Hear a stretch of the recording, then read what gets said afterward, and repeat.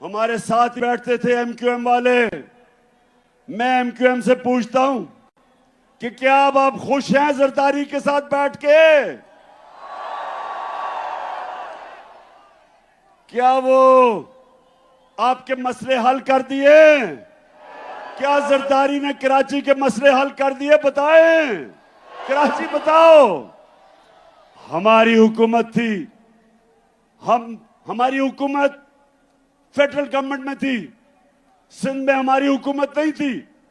उसके बावजूद हमने कराची सर्कुलर रेलवे का शुरू किया, एक्निक से पास किया। हमने ग्रीन लाइन शुरू की, बस सर्विस। और जो सबसे बड़ा कराची का मसला है पानी का, K4 जो 15 साल से रुका हुआ था, वो हमने शुरू किया ताकि कराची के लोगों को पानी मिले।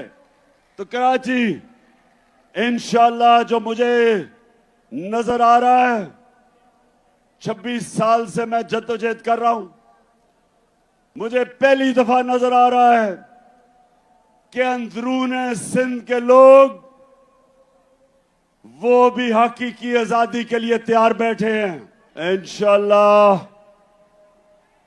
अंदरूने सिंध के लोग तैयार हो जाओ।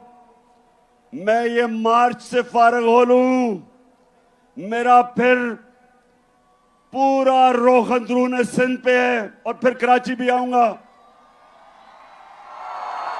और मेरा ये अज़म है कि ये जो जरदारी माफिया जिसने अंदरूने सिंध के लोगों को गुलाम बनाया हुआ है, मेरे सिंधी भाइयों तैयार हो जाओ।